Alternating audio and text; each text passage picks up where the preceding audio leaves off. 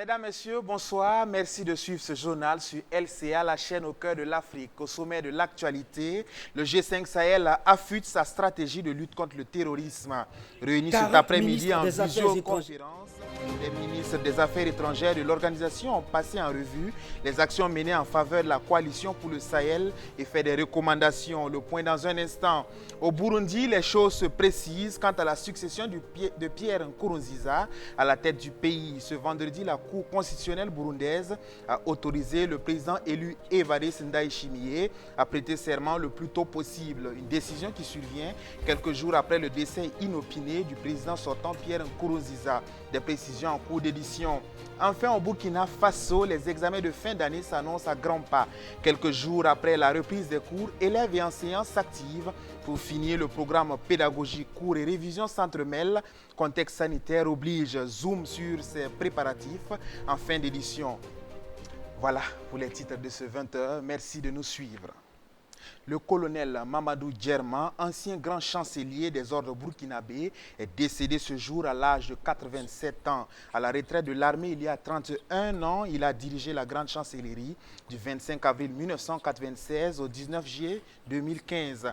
Né en 1933 à Bandiagara au Mali, Mamadou Djerma fut ancien enfant de troupe avant d'être incorporé sous le drapeau en 1951 au DMA 3 Kati. Sergent, il fit la guerre d'Indochine de 1953 à 1955 et servit dans plusieurs régiments militaires au Niger et au Sénégal. Transféré dans l'armée voltaïque en 1961, il sera affecté 2 ans plus tard à l'école militaire préparatoire, cumulativement avec les fonctions d'officier des forces des armées voltaïque. Le colonel Mamadou Djerma occupera plusieurs fonctions militaires de haut rang, commandant du 3e régiment d'infanterie commando, chef d'état-major général délégué et chef de la division opérationnelle, secrétaire général du ministère de la Défense nationale. Il sera admis en retraite anticipée en 1983, réhabilité et mis à la retraite en 1989. C'est de là qu'il sera nommé grand chancelier des ordres burkinabés en 1996, fonction qu'il occupera jusqu'au 19 juillet 2019. Grande croix de l'ordre du Burkina, le colonel Mamadou Djerma, c'est aussi des décorations de commandeurs de plusieurs pays, dont la Légion d'honneur de la France, le Sénégal, la Côte d'Ivoire, le Mali, le Bénin et le Niger. Face aux incessantes attaques terroristes perpétrées contre civils et militaires, le ballet citoyen donne sa lecture. L'organisation, au cours d'une conférence de presse, a interpellé le gouvernement à accroître les moyens militaires afin de lutter efficacement contre la vague terroriste. Les prochaines échéances électorales et la crise sanitaire étaient également à l'ordre du jour. Benjamin Kwame, Constantin Sieda, reportage.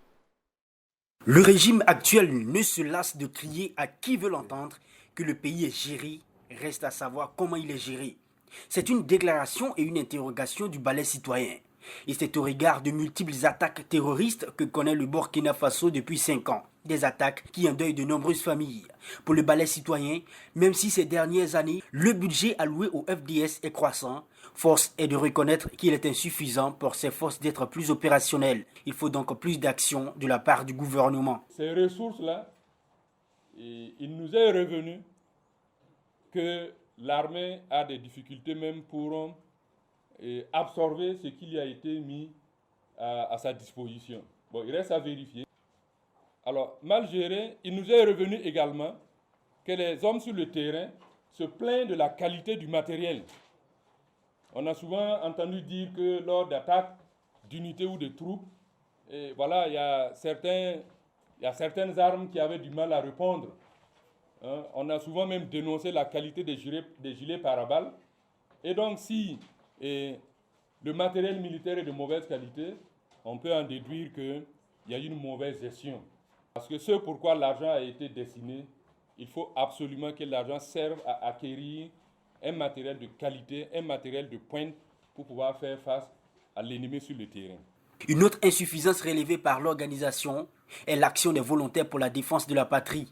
Le ballet citoyen estime qu'il y a des exactions commises par ces derniers dans plusieurs régions. Il faut alors revoir leur encadrement et surtout la durée de leur formation. Nous avons indiqué que 14 jours c'était insuffisant. Mais ce que nous proposons, nous pensons qu'en 14 jours, il est difficile d'apprendre par exemple à des gens qui n'ont jamais manié les armes et aussi leur apprendre comment il faut tenir compte du respect des droits de l'homme. Notre proposition est que, sans être des experts militaires, qu'on revoie la durée de leur formation, parce que pour nous, nous pensons que c'est expéditif. Il y a ce qu'on appelle la stigmatisation des communautés. Alors, c'est des donnes qu'il faut intégrer absolument dans la formation des volontaires pour la défense de la patrie. Dans quelques mois, les Burkinabés seront appelés dans les urnes pour les élections présidentielles et législatives et la situation sécuritaire n'a pas encore connu d'amélioration dans certaines régions. Pour parier à toute éventualité, Eric Kinda et ses camarades appellent le gouvernement à convoquer un dialogue national. Il est impératif de convoquer ce dialogue national. Si le dialogue national dégage une position claire qu'il faut reporter les élections, c'est clair que c'est tout le monde, si vous voulez, et tous les Burkinabés qui adhèrent à cette position. Si le dialogue national dit vu, on ne peut pas tenir les élections, on aura gagné, parce que là, ce ne sont pas les politiciens seuls qui ont décidé, c'est beaucoup d'entités qui représentent le peuple burkinabé, c'est beaucoup d'entités qui ont décidé qu'il est inopportun de tenir les élections. La symbolique n'est pas tenir aussi les élections, mais c'est de montrer, c'est de dire, voilà, les terroristes sont venus à bout du pays, puisque nous ne pouvons pas tenir les élections. Pour eux, la vie actuelle du Burkina n'est plus une affaire de professionnels politiques. C'est pourquoi insistance est faite sur ce dialogue national pour barrer la route à certains politiciens qui aspirent à une transition. Donald, qui a fait une sortie sur la question la semaine dernière, parle de dialogue politique pour essayer de mettre en place une certaine transition politique. La question des élections, ce n'est pas une question d'acteurs politiques, tout simplement, c'est la vie nationale qui est en jeu. Lorsque nous entendons certains politiciens parler de s'entendre entre politiciens pour mettre en place une transition politique, ça nous inquiète. Si on le fait de cette façon, ça sera tout simplement s'entendre pour violer la Constitution. Le balai citoyen a donné clairement sa position. Il estime qu'en tant qu'État démocrate, le calendrier électoral doit être respecté. La représentante résidente de l'UNICEF au Burkina Faso, le docteur Anne Vincent, est en fin de mission. Après 4 années passées au Burkina Faso, la diplomate onusienne est allée faire ses adieux au président du Faso. L'occasion pour elle de saluer la formidable relation de travail qui existe entre son département et le gouvernement burkinabé. On l'écoute à sa sortie d'audience. Bonjour, Monsieur le Président.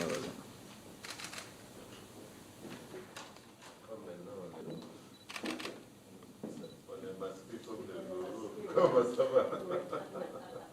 Asseyez-vous, asseyez-vous.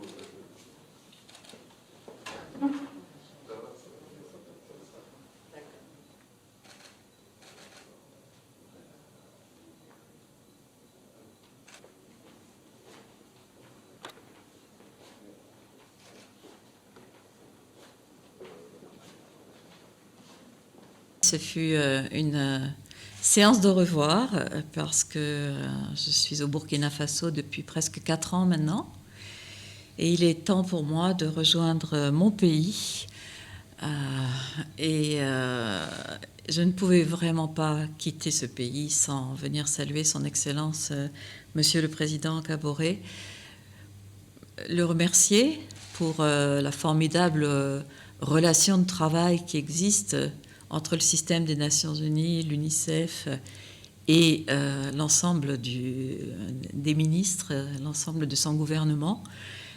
Une relation de travail qui a toujours été très, très franche, très directe, très honnête, vraiment avec un dialogue, que ce soit sur le plan technique ou le plan plus général sur la situation du pays, un dialogue qui a toujours été très, très ouvert. Et un dialogue qui nous permet de travailler vraiment main dans la main avec le gouvernement. Et nous sommes là pour soutenir le gouvernement. Donc c'est une situation assez exceptionnelle que cette relation. Et également, il est le premier des Burkinabés. Je ne peux pas dire au revoir à tous ces gens que j'ai rencontrés en 4 ans. Donc je pense que dire au revoir au premier des Burkinabés, c'est un au revoir à un pays où j'ai travaillé avec beaucoup de bonheur, beaucoup de défis bien sûr, beaucoup de défis liés aux circonstances que traverse ce pays. Beaucoup de défis parce que quand on travaille pour les enfants et les femmes, il faut toujours faire le mieux et vraiment les aider à traverser certaines épreuves de la vie, qu'elles soient des épreuves de santé, d'éducation, etc., etc. Et donc, il y a eu beaucoup de défis. Il a fallu se battre par moments pour vraiment arriver à ce que les programmes prennent forme. Mais d'une façon générale, je dois dire que ça a été une mission formidable, une mission qui va rester vraiment très, très profondément en moi. J'ai beaucoup appris de la résilience des populations, de leur simplicité, de leur gentillesse. J'ai toujours les moments les plus merveilleux sont toujours quand vous êtes assis dans les villages au milieu des femmes, des enfants, ou alors qu'on visite un hôpital. Mon équipe pourrait vous dire que il ne faut pas m'emmener dans les hôpitaux parce que dès que j'ai un bébé dans les bras, c'est fini, j'oublie l'heure. Donc il y a eu plein de moments merveilleux comme ça, et puis des moments un petit peu plus durs, mais je crois qu'on a fait notre part. Et je serai remplacée par une autre dame qui va faire aussi sa part, et c'est comme ça, on construit.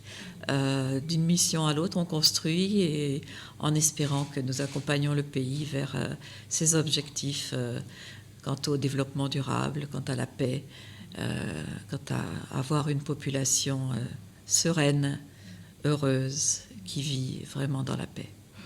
Le G5 Sahel multiplie les actions de lutte contre le terrorisme. Les différents chefs d'État de ces pays ont mis en place une institution dénommée la Coalition pour le Sahel. Cet après-midi, au cours d'une visioconférence, les ministres des Affaires étrangères de l'organisation et de nombreux partenaires ont échangé sur les actions à mener pour cette coalition. Il s'agit en clair de mobiliser les moyens nécessaires pour plus d'efficacité dans ce projet de lutte contre le terrorisme au Sahel. Benjamin Kwame, Achille Ouedraogo pour les détails. 40 ministres des Affaires étrangères issus du G5 Sahel et bien d'autres pays étaient présents à cette visioconférence. Malgré les actions de lutte, les terroristes continuent de déstabiliser certaines régions des pays du Sahel.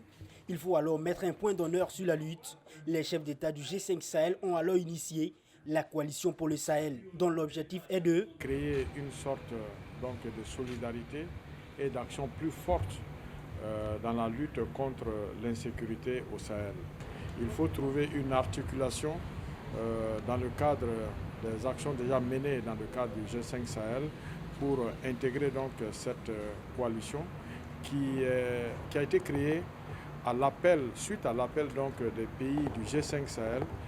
Vous savez, les chefs d'État, les ministres ont toujours appelé à la mise en place d'une coalition afin qu'il y ait une action plus forte dans la lutte contre le terrorisme au Sahel. La coalition se veut internationale. Elle élargit son champ d'action à plusieurs partenaires techniques et financiers.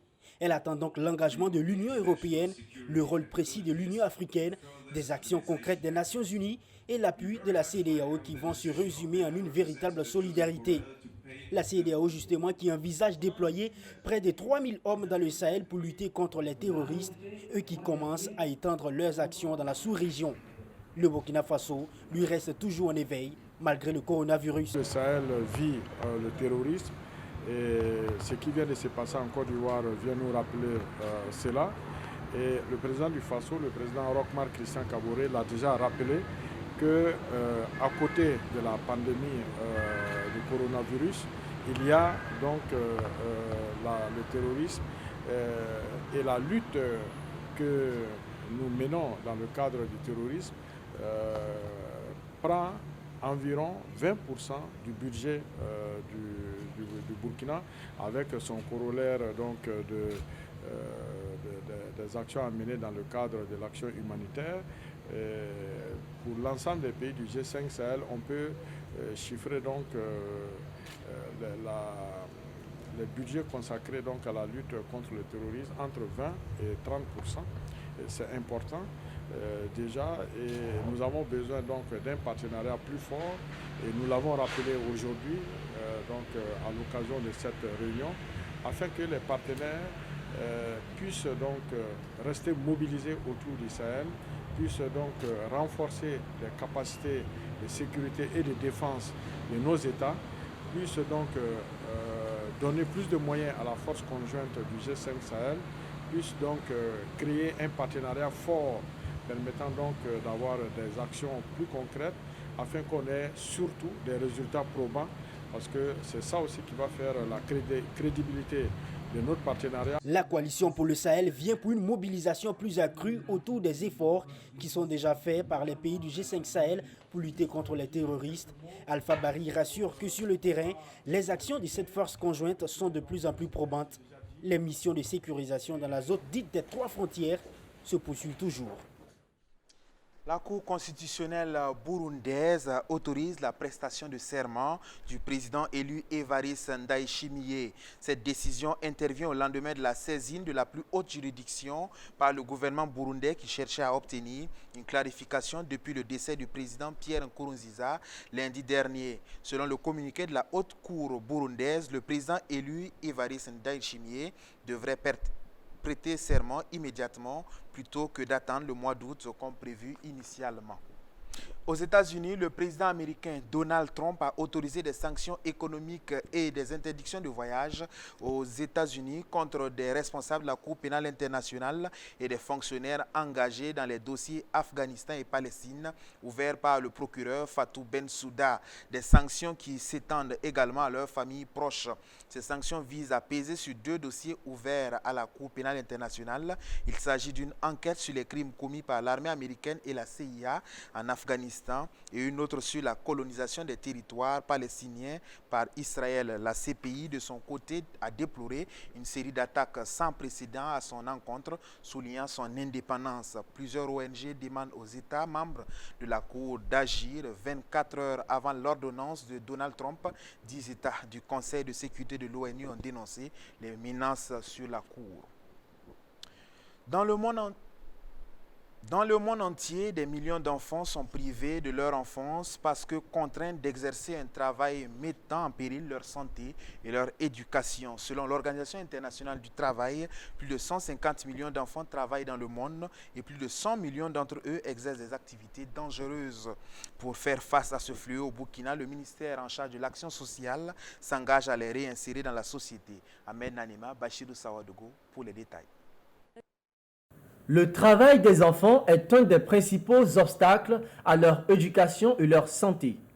Employés domestiques ou dans des mines, enfants soldats, ouvriers agricoles, trieurs de déchets, victimes de prostitution et la liste n'est pas exhaustive.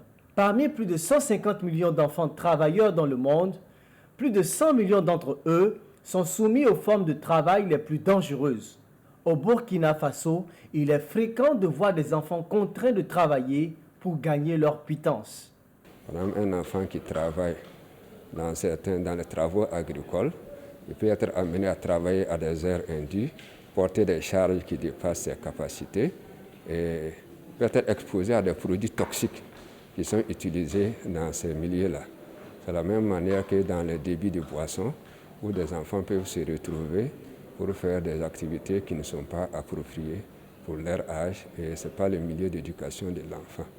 Donc il s'agit de travailler à retirer les enfants dans ces cadres-là et de proposer des activités de réinsertion qui permettent à ces enfants de retrouver leur place dans la société.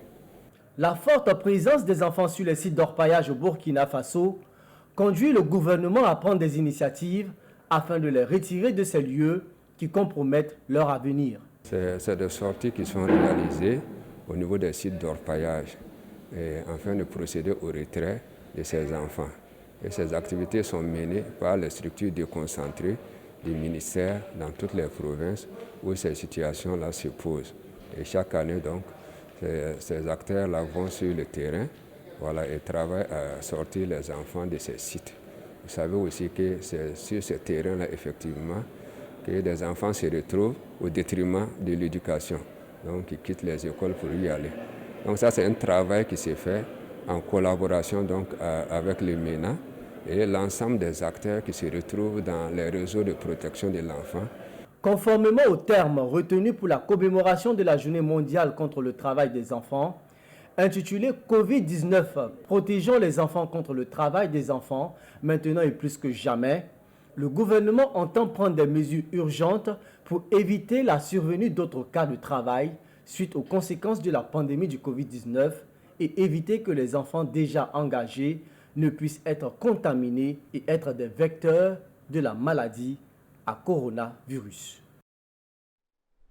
Le 1er juin dernier, les élèves en classe d'examen reprenaient les cours après 2 mois de suspension due à la maladie à coronavirus. L'heure est aux dernières révisions et cours. Élèves et professeurs tentent tant bien que mal de relever la pente afin de garantir le succès en fin d'année. Reportage. À quelques jours des examens de fin d'année, Emmanuel Thiombiano, professeur en sciences physiques, s'active pour terminer son programme pédagogique. Au tableau, un cours sur les notions d'oxydoréduction qu'il explique à ses élèves, visiblement attentifs. Les 2 mois de confinement n'ont pas été sans conséquence sur leur niveau, mais qu'à cela ne tienne, élèves et professeurs se disent confiants quant aux résultats escomptés. On a senti qu'il y a eu un petit relâchement, voilà, mais bon, on est toujours en train de conscientiser donc les élèves et on essaie de remettre donc nos éléments au niveau avant de continuer. Donc nous avons d'abord procédé par un petit rappel, voilà, avant donc d'entamer la suite du programme. Bon, rester à la maison pendant des mois, c'est pas facile, mais on bossait à la maison et puis on suivait le cours en ligne, puisque l'État a fait sortir des cours en ligne, donc on suivait et puis on traitait des exercices à la maison. On pense que ça va aller. Même ferveur sur ce terrain de sport. Ici, l'heure est aux dernières révisions avant le début des épreuves sportives prévues pour la semaine prochaine. Gymnastique, saut et lancer de poids, les dernières consignes sont données aux élèves pour leur permettre d'engranger de meilleures performances. On a commencé le 1er juin, donc on avait tout au plus 2 semaines. Donc il faut savoir que 2 semaines pour des classes d'examen qui ont fait pratiquement 2 mois à la maison. C'était pas évident parce que les enfants sont allés avec le confinement. Les efforts physiques n'y étaient pas. Il fallait revenir là-dessus sur le foncier. Bon, on a essayé de s'adapter comme on pouvait. Et on est allé directement à l'essentiel, c'est-à-dire les épreuves qui sont représentées à l'examen, la vitesse, l'endurance, les sauts, les lancers et la gymnastique. Donc on est allé directement, on peut dire que ça va. Parce qu'il a fallu 2 à 3 séances et on voit que les élèves sont en train de revenir à leur meilleur niveau. Ils avaient certes oublié, mais on a essayé avec un travail. Bon, on s'est dit que ça va aller. Bon, c'est un peu compliqué en tout cas, mais nous essayons au maximum de nous adapter et nous essayons aussi au maximum de fournir quelque chose pour pouvoir réussir. Parce que c'est quelque chose qu'il faut le faire. En tout cas. Oui, au maximum. En tout cas, ça n'a pas été facile, mais on fait de notre mieux pour s'en sortir. Puisque les épreuves et l'examen c'est prévu pour le 16. On fait de notre mieux pour pouvoir s'en sortir le jour. On est resté à la maison, c'est pas tout le monde qui faisait des mouvements sportifs, donc nos muscles se sont reposés, donc c'est un peu difficile, quoi. Dans cet autre établissement de la ville de Ouagadougou, on fait la queue pour avoir son numéro de candidat pour les épreuves du BEPC. Là encore, les affres de la maladie à coronavirus ont impacté négativement le processus pédagogique. Un défi qu'entend relever élèves et enseignants. Comme vous pouvez le constater au tableau, nous sommes en train de faire des révisions par chapitre. Et comment ça se passe?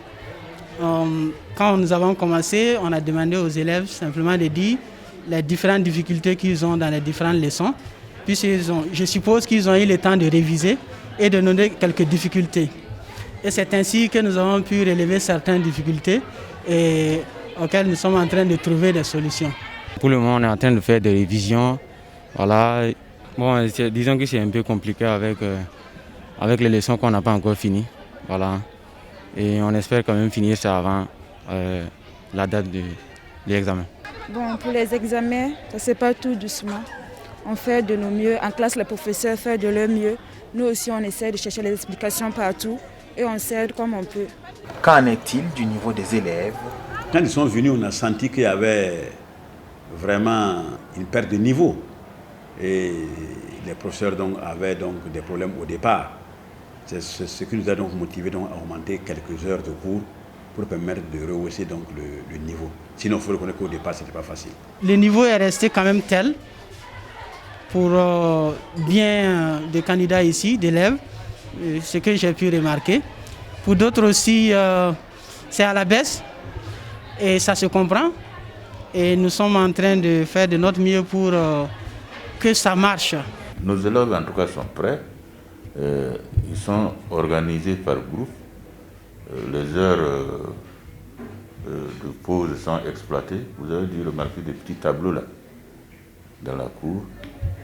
Ils se mettent là-bas pour travailler quand ils ont des heures creuses. D'ailleurs, les heures creuses sont exploitées actuellement. C'est ça, c'est le problème de temps aussi. Maintenant, les professeurs aussi se dépêchent pour finir le reste du programme. Bon, tout ça, ça fait que, bon, en tout cas, les élèves sont actuellement coincés. Quant au respect des mesures de prévention contre la Covid-19, ces établissements ont bénéficié de l'aide du gouvernement qui les ont dotés de lave-mains, de savon et de masques de protection. Seul bémol, le non-respect des mesures de distanciation sociale dans certains établissements où le nombre d'élèves par classe est largement supérieur à la moyenne. Je vous propose à présent la lecture croisée des quotidiens du jour avec Drissa Traoré. Pour ce vendredi 12 juin, nous nous intéressons à l'attaque terroriste de Kafala en Côte d'Ivoire, à la frontière avec le Burkina Faso. La presse ivoirienne en parle largement et avec souvent des accents avérés de veillée d'armes. À la une de Fraternité Matin, le ministre de la Défense dit ceci: nous allons apporter une réponse appropriée. Et le journal poursuit: depuis hier, la localité et ses alentours sont quadrillés par des renforts militaires, des renforts également côté burkinabé. Un hélicoptère survolait cette zone forestière où il est facile de se cacher. À la une de Le Quotidien d'Abidjan, frontière Côte d'Ivoire-Burkina Faso, un commando lourdement armé attaque. Et le quotidien de s'interroger s'il s'agit d'une attaque terroriste. L'expression, quant à lui, a la réponse: il s'agit d'une attaque terroriste, a répondu le ministre. Nous sommes en train de faire des enquêtes et les spécialistes d'investigation pourront préciser au bout de l'enquête la nature précise et le but de cette attaque. C'est une déclaration du ministre lors d'un point de presse. Le ministre a également poursuivi que des renforts allaient être déployés, qu'une opération de ratissage était en cours. Cette attaque terroriste, il faut le dire, a eu des échos dans les médias burkinabés. Et nous partons à la découverte de la une d'aujourd'hui au Faso, qui titre « Attaque de Kafalo en Côte d'Ivoire, Koufa gagne les terres de Burni » et le journal de fait savoir que Kafalo, localité frontière ivoiro-burkinabé à quelques parties du fleuve Comoé, a été le théâtre d'une attaque meurtrière, une dizaine de militaires tués, plusieurs blessés acheminés à Abidjan. Il s'agit pour le journal d'un réveil très important, le plus lourd d'ailleurs depuis l'attaque de Grand Bassam en mars 2016 qui avait fait de 22 morts. L'Express du Faso, un autre quotidien burkinabé, lui titre « Après le Burkina Faso, les terroristes répondent à la Côte d'Ivoire ». C'est effectivement la titraille et le journal dit « Cette attaque a visé un poste mis de gendarmerie de l'armée et a fait plusieurs morts ». Ainsi, la Côte d'Ivoire vient de goûter à sa deuxième attaque terroriste d'envergure après celle de Grand Bassam en 2016. Pour une réponse à la Côte d'Ivoire, poursuit le journal, suite à l'opération conjointe militaire menée en collaboration avec l'armée burkinabé, a mis main contre des positions terroristes des deux côtés de leurs frontières, c'en est vraiment une. Ainsi, nous faisons le tour d'horizon des médias ivoiriens et burkinabés sur cette attaque terroriste que vient de subir la Côte d'Ivoire. Merci. Voilà, on termine ce journal au Niger où la journaliste et blogueuse Samira Sabou a été inculpée mercredi dernier pour diffamation contre le fils du président nigérien Mahamadou Issoufou. En cause, les publications Facebook de la journaliste sur l'affaire des surfacturations lors d'achat d'équipements militaires pour l'armée nigérienne. Ce post du 26 mai dernier, encore visible, accuse un homme d'affaires et ami du fils du président de capter les marchés du ministère de la Défense au nom du fils du président, Sani Mahamadou Issoufou, actuellement directeur de cabinet adjoint de la présidence du Niger. L'affaire des surfacturations avait fait grand bruit au Niger après la diffusion sur les réseaux sociaux d'extraits d'un rapport d'audit sur ces irrégularités. D'après ces extraits, ces malversations ont causé un manque à gagner de plus de 76 milliards de francs CFA pour l'État du Niger entre 2017 et 2019. Le 15 mars dernier, de violents heurts avaient opposé les forces de l'ordre et les manifestants demandant des sanctions dans ce scandale. Au moins 3 figures de la société civile sont encore incarcérées. La journaliste risque toutefois jusqu'à 3 ans d'emprisonnement selon les lois nigériennes. Voilà qui met fin à ce journal. Merci de l'avoir suivi. Bonne suite de programme sur la chaîne Au cœur de l'Afrique.